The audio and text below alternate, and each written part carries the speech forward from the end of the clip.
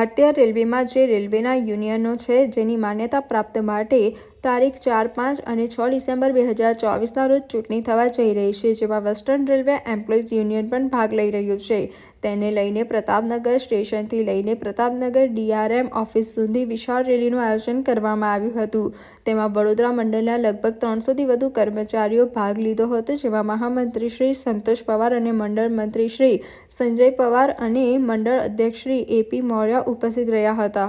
આજે western railway employees યુનિયને પ્રચાર અર્થે રેલી કાઢી છે। યુનિયનની માન્યતાના ઇલેક્શન જે છે એ 4, 5 અને 6 માટે થવા જઈ રહ્યા છે। ટોટલ 6 યુનિયન્સ એમાં પાર્ટિસિપેટ કરી રહ્યું છે। વેસ્ટર્ન રેલવે એમ્પ્લોઈઝ યુનિયન 104 વર્ષ જૂની યુનિયન છે અને દરેક વખતે કર્મચારીઓ માટે લડતી આવેલી યુનિયન છે। આજે રેલવેમાં જેટલી પણ સ્ટ્રાઇક થઈ હોય, 4 સ્ટ્રાઇકો થઈ છે, 4 strike western railway employees union all India railway ફેડરેશને કરવાનું કામ કર્યું છે। અમે આજે રેલી માધ્યમે લોકોને મળી રહ્યા છે અને બતાવી રહ્યા છે કે વેસ્ટર્ન રેલવે યુનિયન જે છે એકમાત્ર કામદારોની યુનિયન છે। એના માટે અમે આ રેલીનું આયોજન કરેલું છે।